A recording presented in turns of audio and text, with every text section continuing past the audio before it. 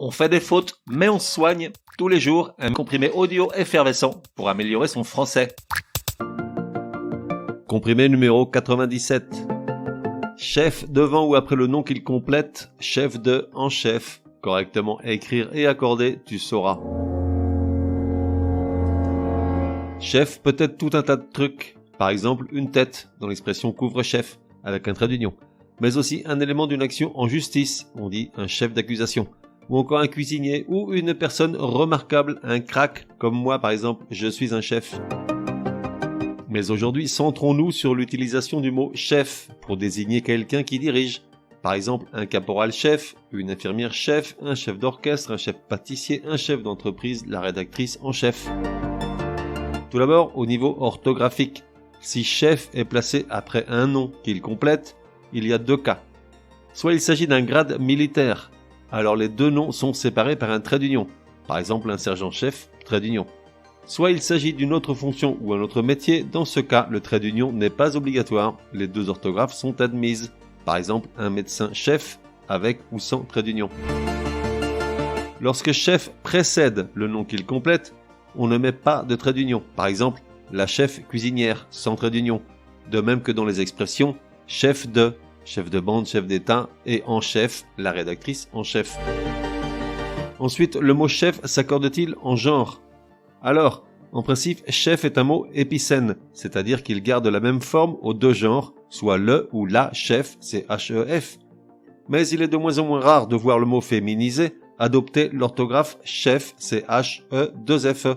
D'autant que l'Académie française, qui s'est longtemps opposée à la féminisation de certains noms de métiers, préconise cette façon de l'écrire, c'est H-E-2-F-E.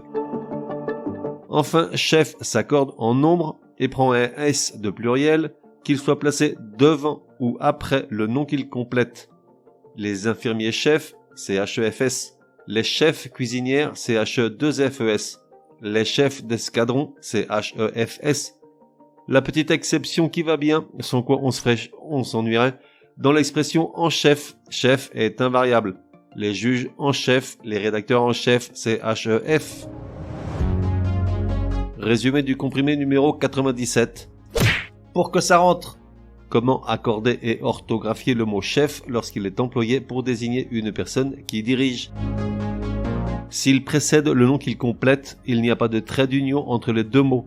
En revanche, s'il le suit, on met un trait d'union entre les deux s'il s'agit d'un grade militaire, comme dans adjudant-chef, ou au choix dans les autres cas.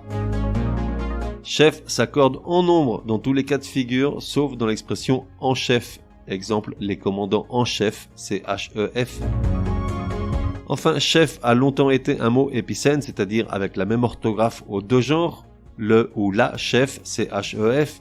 Mais aujourd'hui, il est largement admis de le voir féminisé et écrit chef, c'est H-2-F-E. On fait des fautes, mais on soigne, te donne rendez-vous demain pour un nouveau comprimé, au moins aussi énervant que celui-ci. Prends bien note, s'il y a une règle de français qui t'énerve grave, soumets-la à Martine et Patrick, ils seront ravis, aussi crétins soient-ils, de la décortiquer lors d'un prochain comprimé. Pour cela, une seule adresse, contact@uncompriméparjour.com. Enfin, n'oublie pas de laisser un chouette commentaire et tout un tas d'étoiles sur ta plateforme de podcast préférée, ça serait drôlement chouki.